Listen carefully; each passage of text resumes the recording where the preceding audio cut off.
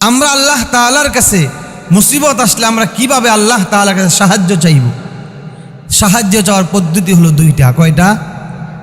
আল্লাহ বলছেন, আল্লাযীনা ইযা আসাবাতুহুম মুসিবা ক্বালু ইন্না লিল্লাহি ওয়া ইন্না ইলাইহি রাজিউন।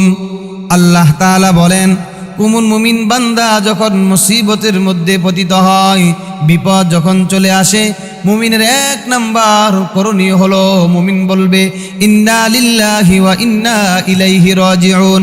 এই দোয়াটাই আয়াতরা মুমিন বেশি বেশি পড়বে। এটা পড়লে কি হবে? আল্লাহ রাব্বুল আলামিন বলেন উলাইকা আলাইহিম। তাহলে এক নাম্বার আমরা যখন মুসিবতের মধ্যে পড়বো, আমরা পড়বো ইন্না লিল্লাহি ওয়া ইন্না ইলাইহি রাজিউন। আর দুই নাম্বার করণীয় আল্লাহ বলছেন, ইয়া আইয়ুহাল্লাযীনা আমানুস্তাঈনু বিস-সাবরি ওয়াস-সালাহ ইন্নাল্লাহা মা'আস-সাবিরিন। আল্লাহ বলেন দুই নাম্বার পদ্ধতি হলো মুমিন মুসিবতের মধ্যে পড়লে আল্লাহ তাআলার কাছে সাহায্য চাইবে। তবে সাহায্য চাওয়ার পদ্ধতি হলো ভিন্ন রকম। এক নাম্বার হলো মুমিন বান্দা আল্লাহ তাআলার কাছে সাহায্য চাইবে ধৈর্যের মাধ্যমে। আর এক নাম্বার হলো মুমিন আল্লাহ তাআলার কাছে সাহায্য চাইবে ধৈর্য এবং নামাজের মাধ্যমে। কারণ বিপদের সময় যারা ধৈর্য ধারণ করে পেরেশান হয় না, ইন্নাল্লাহা মা'আস-সাবিরিন, বড় ধৈর্যশীলদের সাথে আমার আল্লাহ রব্বুল আলামিন রয়েছেন। সুবহানাল্লাহ।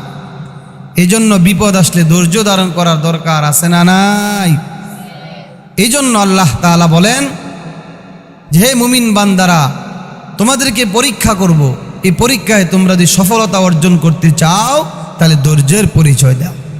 তাহলে লোকমানে হাকিম উনি ওনার সন্তানকে সেই উপদেশটাই দিয়েছিল যে সন্তান সাবধান, ওয়াসবির আলা মা সাবা, তোমার উপরে বিপদ আসবে, এই বিপদে তোমাকে ধৈর্য ধারণ করতে হবে। প্রিয় ভাইয়েরা আমার, এই 5 নাম্বার পর্যন্ত আজকে আমরা আলোচনা করলাম। 6, 7, 8 বলে দিই সংক্ষিপ্তভাবে।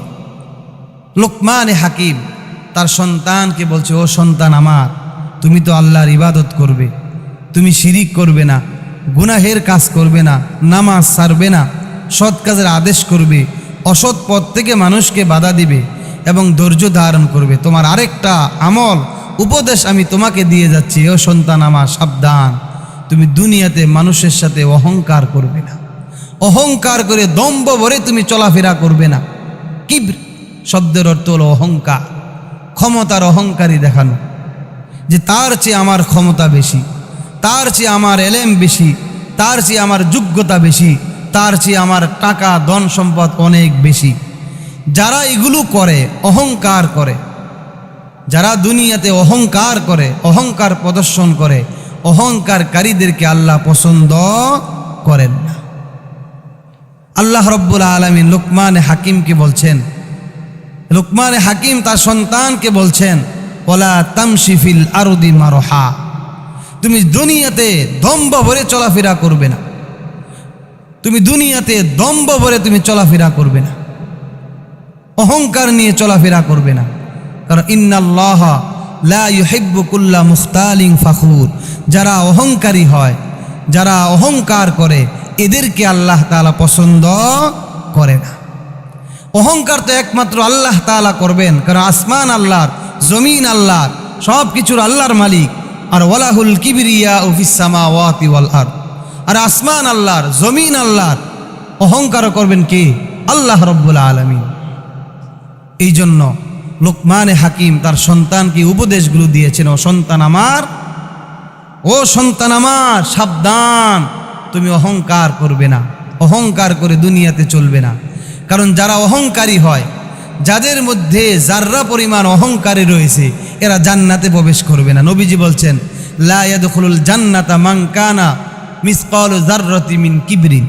নবীজি বলছেন, যার অন্তরের মধ্যে অনুপরিমাণ, যাররা পরিমাণ অহংকার থাকবে, এরা এই সমস্ত নবীর উম্মত এরা জান্নাতে প্রবেশ করবে না, এটা নবীজির ঘোষণা।